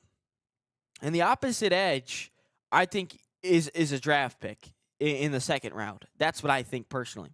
And you can flip-flop the first and second rounders, whether that's an edge, whether that's a tackle. That's up for you to decide. But that first rounder and that second rounder must, and I mean must, be a trench player. And then maybe you sign one in free agency again, because you could be getting some cap cleared up as well. I don't think Anzalone comes back this year. I don't. I thought he kind of sucked in coverage anyways in terms of that. But and then I have another question in terms of the draft, because he declared yesterday. And looking at the safety position now, if you're the Lions, Caleb Downs is sitting at 17. Do you take him? Because think about it. Kirby Joseph might not be the same. Brian Branch is not starting the year. He's not starting the year off with the Lions. He'll be back at some point, but he won't be in the first month. Do you think about a Caleb Downs? I'm just saying, I know what I said. I would rather it be a trench player. But do you take a Caleb Downs in that spot knowing what you don't have and how the year ended, where you had a Legion of Whom? You had a Legion of Whom for the better half of the second half of the season. And we don't want that again. You could sign a safety. You could sign a corner, whatever it is. But if a Caleb Downs, because I think he's a special player. I think Caleb Downs is going to be really good in the NFL. I thought he was really good at Ohio State and Alabama. Do you draft a Caleb Downs if he's there at 17? Because I think that's interesting. I really find that interesting with Caleb Downs. And I think he's a good player. But I still think you go the trench route. But does Caleb Downs make you kind of go, kind of turn some heads with that one? And at least make you think? Because I think you do got to think about it a little bit. But I think Caleb Downs is a good player, and we'll have to wait to see about that. But that's what I wanted to see from Brad today. Just apologize. Just admit that we weren't good. We're good at the beginning of the season, but we really weren't good. And that Packers game at the beginning of the season, which I didn't want to believe, was how that Lions team actually looked. And that's 100% how it looked. And we'll have to wait and see what they do in the offseason. But this is probably arguably the biggest offseason in Lions franchise history, at least since I've been around and since I've watched, because the last couple of years, you're building it. It's 3-13-1 to 9-7 to 15 or to 12-5, and then getting to the NFC Championship game, choking in the second half, then to 15-2, winning the division again, and you lose in the divisional your first game to the Commanders, and then you take that massive step back to 9-8. Yeah, you finish above 500, but what's the point? You finish 9-8, but sure, you could say, oh, there's heart and grit on the line, but you know what? You did that against the Packers how many years ago? You eliminated them, going 9-7, I believe. I think that was still 16 games. That was your culture win. That was oh boy, the 2023 season's going to be exciting, and it was. And it was an exciting season. You won the division for the first time in years. You won 2 playoff games in how long? It was an exciting season, but I'm not in the business of 8-9, 9-8, 10-7 seasons anymore. Get into the playoffs, and also you got to make noise in the playoffs. You can't just go out there, lose a game, or just win one game, lose a game. You've got to go in there and make some noise. If you're the number 1 seed, you win a game and you lose the NFC Championship, I guess it's not fine, but I guess it's better than nothing. But you've got to go in there and make some noise. 100% you got to go in there and make some noise. The Lions, it's got to be a lot better. I want and in this draft, I want no projects. You can't draft a project in this draft. You have to draft NFL-ready guys in this whole draft. I don't care if you got to give up, some picks from in the future, whether that's a year or two down the line. And I'm not saying you throw the whole draft, the war chest out, and I'm not saying you give up all these multiple firsts, multiple seconds, or multiple firsts and seconds. You could throw in. You've already thrown in 3 third-rounders to get Tesla, so you might as well then at that point, I'm fine with trading a couple thirds to move up to get back into the third round this year. Maybe you move into the second round. Maybe you move into the first round again this year. But you have got to draft. And I'm not drafting people from Canada that don't play football. I should say Manu did play football, but where is he from, Manu? It's not Pitt Meadows, British Columbia, Canada. I don't even know where that is. He went to the University of British Columbia. Yeah, I'm not doing that anymore, Brad. I'm not doing that. And also, don't bring back Pascal. Don't bring back Davenport. There's no point of having them. No, they're just hurt the whole time, and you're just taking up a roster spot at that point. But hey, that's what I want to hear from Brad Holmes today. He speaks with the media at some point during the day during a press conference. Let's see what time it is for the people at home. For today, he'll speak at 4 o'clock Eastern time today. I'm sure that'll be broadcasted on some YouTube streaming platform or Twitter, something like that. But that's where you can check Brad Holmes. He better give himself an F as well in terms of a grade because that was a horrible season. Absolute horrible season. But we'll have to see what the Lions do here in the offseason. Again, biggest offseason in franchise history, I would say, because you need to get back. You get back into being in the mix of contending. The Bears are going to get better. The Packers are going to get better. And the Vikings are going to get better. And you got a division, and you're not even the best division in the NFC. The West is better. They're miles above you. But, yeah, that's what I would like to hear. Again, if you have any thoughts on that, make sure you head into the TikTok chats, the YouTube chats. If there's any questions from anybody, any comments, please get it out there. But, yeah. That's what we need to hear from Brad Holmes here today. We're going to step aside one last time. We'll talk about some Michigan football, some transfer portal news that's been coming out, some visits, some guys that they've been retaining. But we'll be back with more Inside the Game right after this.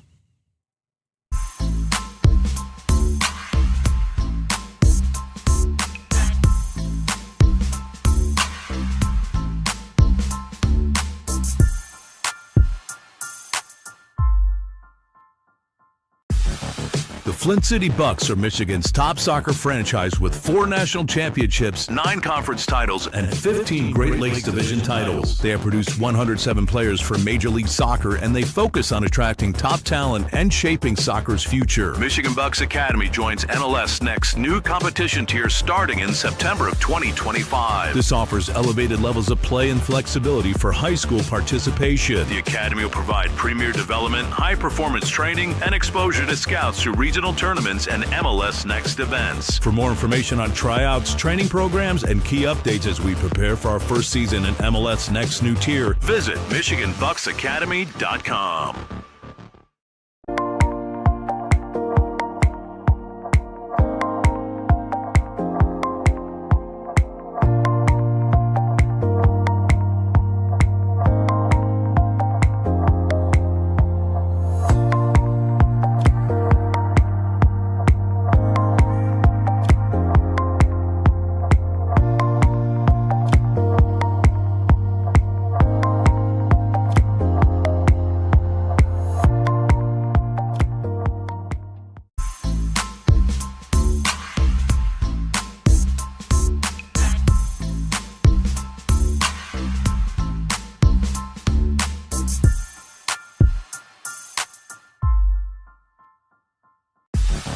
The Flint City Bucks are Michigan's top soccer franchise with 4 national championships, 9 conference titles, and 15 Great Lakes Division titles. They have produced 107 players for Major League Soccer, and they focus on attracting top talent and shaping soccer's future. Michigan Bucks Academy joins NLS Next new competition tier starting in September of 2025. This offers elevated levels of play and flexibility for high school participation. The Academy will provide premier development, high-performance training, and exposure to scouts through regional tournaments and MLS Next events. For more information on tryouts, training programs, and key updates as we prepare for our first season in MLS Next new tier, visit MichiganBucksAcademy.com.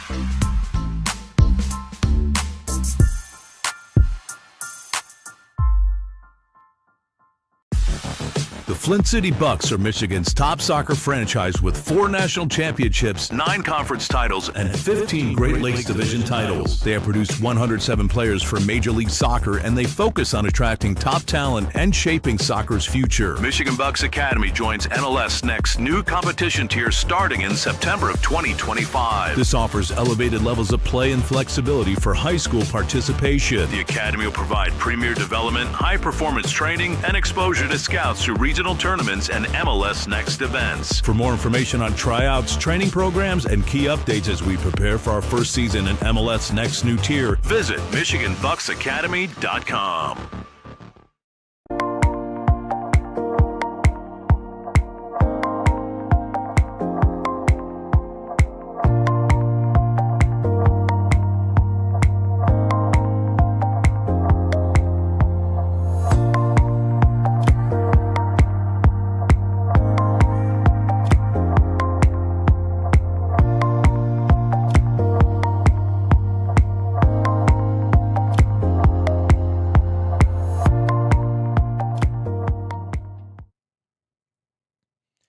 Welcome back to Inside the Game. My name is Ryan Glinsky, and if you're just joining us here today, Nate Wangler started the show with us, but he's having a little bit of voice issues, so he stepped out right before the 10 o'clock hour. So it is just me rocking and rolling with you for the next 19 minutes or so. So anyway, some news right now in the NFL. Mike McDaniel just got fired from the Dolphins, so that's a little bit interesting.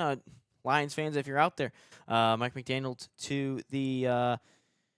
to the Lions OC. That'd be interesting. We'd have to wait and see on that one. But just looking at the line, or let's talk some college football here again. But also Michigan football. They are making some moves in the transfer portal, but not quite the moves people would like. But anyway, you still solidify one of the 3 phases of football, and that's special teams. Michigan has landed 3 commitments in the transfer portal cycle so far. Pitt kicker Trey Butkowski, UNFL punter Cam Brown, and Pitt long snapper Nico Crawford. So Kerry Combs doing a good job over there so far. Also some news for Arsenal right now. If you're Arsenal fans out there, Arsenal are entering the race for Mark Gahey. However, City are still the favorites to sign him this month. It'll be seen whether or not Arsenal or City, really send in a bid to Crystal Palace or not. But we'll have to wait and see. But again, looking at Michigan so far, they've retained a handful of players that, some people didn't think that they were going to retain. So they retained Bryce Underwood. Obviously, that's first and foremost. I think Underwood this year is going to be much better. He's going to be a much better quarterback. I think you actually have a coaching staff that cares and a coaching staff that won't be DMing only fan models during halftimes or before games and actually critique Bryce and actually tell him what needs to be fixed so he can not only be a better quarterback for himself, but for the Michigan football team in 2025 or 2026, excuse me. I think that's one thing. And then you think of the other retained players, the offensive line. It's the most important position in football outside of a quarterback. They retained Blake Frazier, the redshirt sophomore, Andrew Babaloa, their former 5-star offensive tackle who blew out his knee in fall camp this year, and he'll be back and actually going to play this year, hopefully, barring injury, of course. Jake Gainera, their best offensive lineman from a year ago, who actually hit the portal, comes back, and he'll be back with Michigan. Of course, that offensive line lost Greg Crippen and Giovanni El Hadi to the portal, but they also retained Andrew Sprague, who they thought was going to go to Texas. Everyone thought he was going to Texas, but he enters the portal, comes back. Zeke Berry, a cornerback that hit the portal, comes back, so he's back in the maize and blue. And then Jordan Marshall last night comes back for the Michigan Wolverines, and that's one of your running backs. And now, if you're Michigan, Justice Haynes, what does he decide to do? I don't know what Justice Haynes decides to do if you're Michigan, because does he go back to the NFL? I don't know if he has enough film on him. He's been hurt every single year. I think he only played 8 games this year, I think, for Michigan. 7 or 8 games, I believe. Still 850 yards, I think 10 touchdowns. for Justice Haynes. I mean, he's a really good back. He just needs to stay healthy. I don't know if the film is necessarily on him. Maybe he didn't like the way that his junior season ended. But that's a player that you got to look out for. Whether he goes to the NFL, maybe he stays in college, goes the portal route, maybe he stays with Michigan. Again, we'll just have to wait and see on that. Andrew Marsh, it's reported that he's going to be staying with Michigan, but there's nothing that has materialized in terms of being a confirmation that he's coming back to Michigan.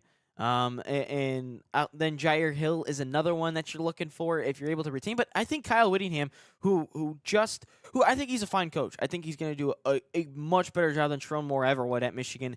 Is he going to get Michigan to that national championship level? The talent's there. I mean, the talent is there to win a national champion. I'm not saying this year, but the talent and the resources is going to be there to win a national championship at some point during, I think he's going to be there 3 or 4 years. I think the talent's there, but is he going to get the coaching part? I mean, he's under 400 in terms of against the top 25 teams all time, and when he was coaching at Utah, so that's a little bit worrisome. He's only won a couple of Pac-12 championships, but again, you could argue that it's just Utah. They don't have the best resources in the world, which you can absolutely argue, but that's still a little bit worrisome if I'm a Michigan fan. But I think that they've done a good job in terms of, first off, that staff. That staff is really good. You think of Jason Beck and Jay Harding as their coordinators, offense and defensive. Jason Beck had one of the best turnarounds, I think, in college football history in terms of the offense, what he did with Dampier coming over from New Mexico. Jay Hill has ran some really good defenses at BYU. I would have liked him to somehow bring a couple guys from BYU to Michigan, but that doesn't seem to be the case. But you look at the Utah side of things, and J.J. Buchanan, the tight end. Michigan is most likely going to be in need of another tight end. J.J. Buchanan just hit the portal yesterday. He's a true freshman, one of the best tight ends in the country last season. You think of John Henry Daly, the defensive end, 11.5 sacks coming off a knee injury. In Michigan, so right now I would say Michigan. They lost Cole Sullivan. That's one player that they lost. But you look at Michigan, and there is a lot of defensive line help that they need. You think of the D-line right now, I think it's Trey Pierce, Nate Marshall, and the incoming freshman at this point. It's thin, man. It's thin at the defensive line. And can you go get a Nate, or can you go get a Henry Daly? There's another D tackle that just hit the portal for Utah yesterday. And then you look at the cornerback position. Smith Snowden has entered the portal. He's also visiting Michigan as well. So there's that. But the defensive line and the wide receivers, I think you need. Michigan's also in the mix for Quincy Porter Jr., a 5-star wide receiver that almost went to Michigan, goes to Ohio State, and he also almost went to Penn State. And the wide receiver coach from Penn State, Ashton Hagans, I believe is his name, he is now at Michigan, and he is now the wide receiver coach at Michigan.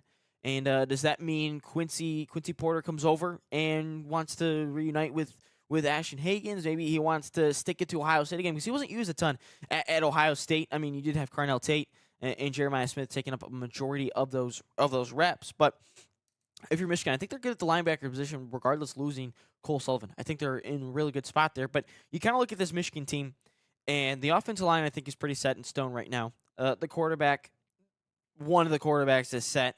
I still think you need to bring in some competition for Bryce, for the love of God. He's not that great of a quarterback, but you need to bring in some competition. And then you think, let's see, running backs I think are fine right now in terms of Hyder and Marshall. But I think since you lost Cusdahl and you lost Jasper Parker, Justice Haynes needs to come back because I think you need a three-headed beast if you're Michigan and running the football. So hopefully he comes back, Justice Haynes, because if you get that, I think your running back room is set. Your quarterback could be set. Your offensive line is set. The safeties, I think, are in a good spot. I think so. You still have Mason Curtis. Rod Moore, I think, should be back. I think for the safeties, you're in a pretty good spot. Corners, not. I mean, yeah, Jaden Sanders. Shamari Earls is still there. Zeke Berry came back. Obviously, Jair could maybe get Smith Snowden. I think you're good there, but I think you're just thin right now in defensive line and wide receiver, and that's where you need to be focusing everything until you got 8 days. Michigan's got 8 days until the transfer portal window closes. I mean, maybe they try to get someone from the national championship teams because, of course, that window is extended to transfer portal teams in the national championship by, I think, 5 days or maybe a week. But no, I think you got to be focusing everything on that defensive line and that wide receiving core right now. I think if you're Michigan, I think what you're doing right now, retain Justice Haynes today, announce Andrew Marsh today, and then you got to go get a defensive line and you got to get another 1 or 2 wide receivers because McCulley's gone. You don't have a tight end threat right now. If you get J.J. Buchanan, I think that really opens things up in terms of the tight end room. I think Zach Marshall's a pretty good tight end, a good depth tight end, a good backup tight end, I would say. I think he's a good second. I don't think he's a first. You have Deacon Tonelli is there, still there as well. But I think that's kind of the move. It's the D-line and wide receivers, excuse me. But if you're looking at it from a Michigan perspective, enter what about a month ago looked like when Sharon Moore got fired, and what it is now, I think you're in a really good spot, a much better spot than it was a year ago or a month ago. I think it was really good because Wink sucked. Wink Martindale was awful. The offense looked awful. The offensive line sucked. Bryce, horrible.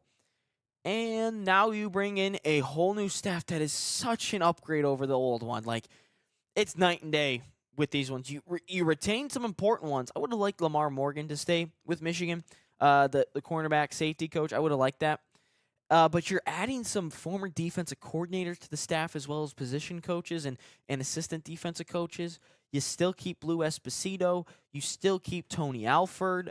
And Kerry Combs is a good addition that was retained by Sharon Moore in the special teams. I think that's a good hire based on what we saw in the bowl game. But if you're Michigan today, I need to see a couple things. 1, Andrew Marsh announced. 2, Justice Haynes announced. I guess Jair Hill maybe. But you need to land a transfer portal get. That's maybe John Henry Daly. Maybe that's Smith Snowden. Maybe that's the Elon freshman quarterback that's currently visiting. And or J.J. Buchanan. That's what I need. I need some D-line help right now if I'm Michigan. That's truly what I'm looking at here. If you have a question of the day, suggestion, go ahead, put it in the chat.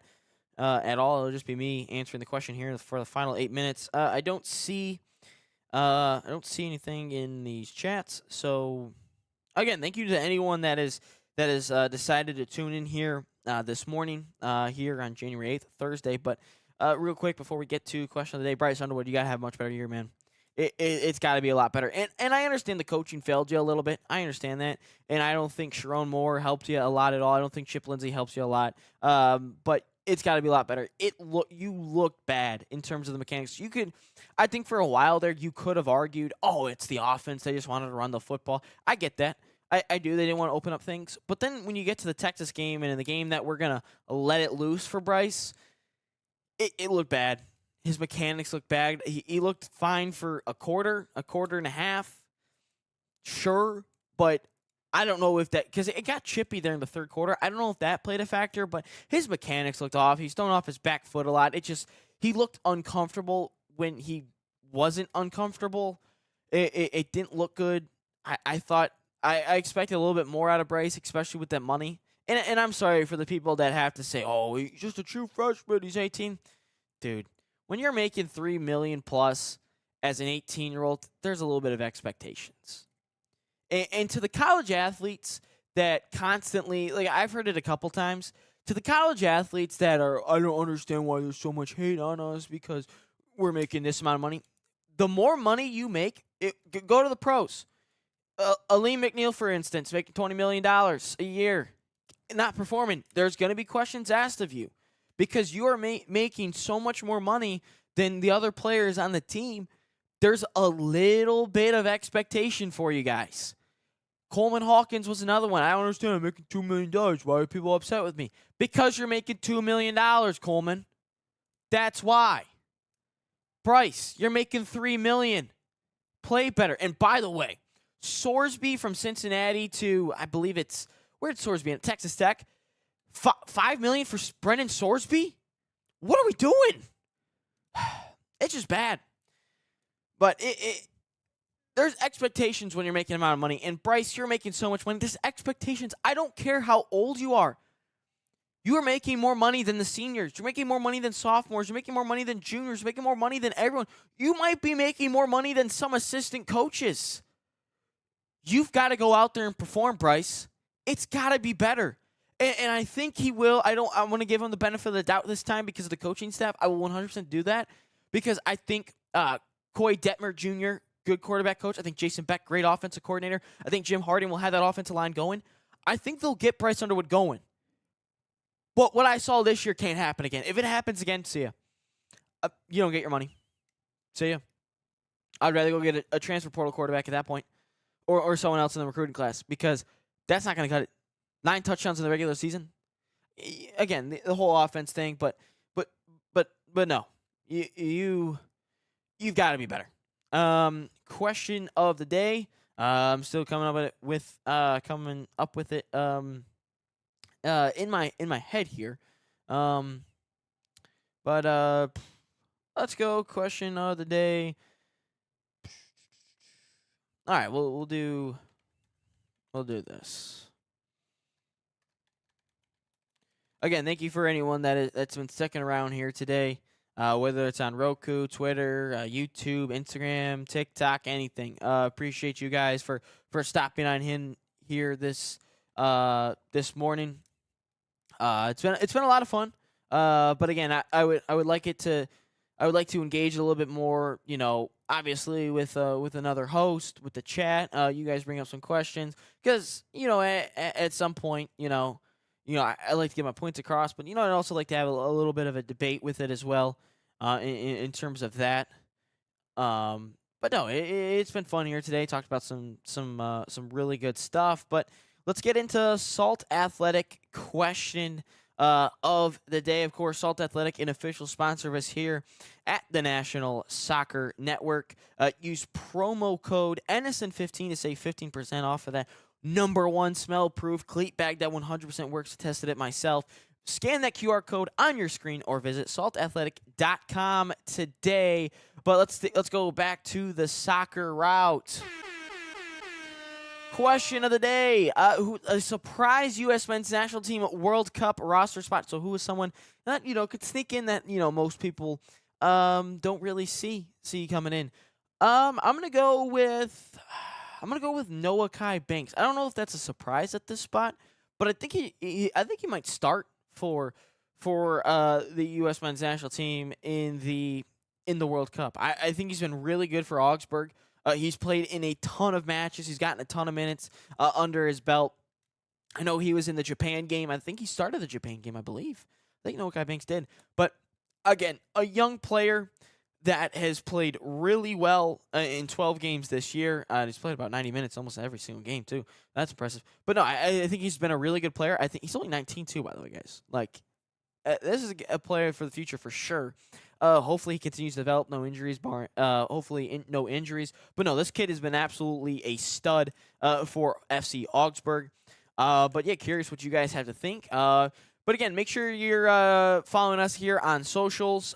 Tomorrow, of course, let's throw this up one more time before we head out.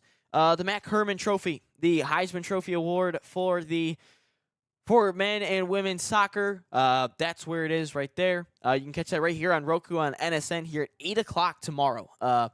It's going to be, again, myself, JT, Nate, we won't be a part of it, but the crew, the Missouri Athletic Club will be putting it on, but we'll have it on our platform, which is awesome. And it's great to see. It'll be first time televised, I believe, anywhere really. But no, that's great to see. We might get a couple of those players, those finalists on our Inside the Game next week at some point, whether that's live or pre-recorded. That's still to be seen, but something to look forward to in terms of next week and some really good content. But again, make sure you're following us on Instagram, Twitter, TikTok, Facebook, here on YouTube. Hit that subscribe button, smash that like button. Thank you to anyone tuning in today. My name's been Ryan Glinsky. Thank you for hanging out with me here this morning between 9 and 11. We'll see you here tomorrow. Nate and I will be back. Hopefully we can see Nate back tomorrow. Hopefully his voice is all right. But again, until next time, see ya!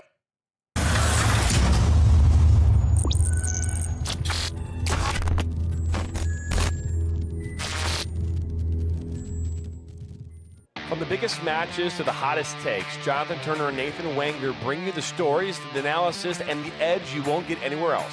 Streaming live weekdays at 9 a.m. on YouTube, Roku TV, Facebook, Twitter, and all major platforms. No filters, no fluff, just real talk, real soccer. This is Inside the Game.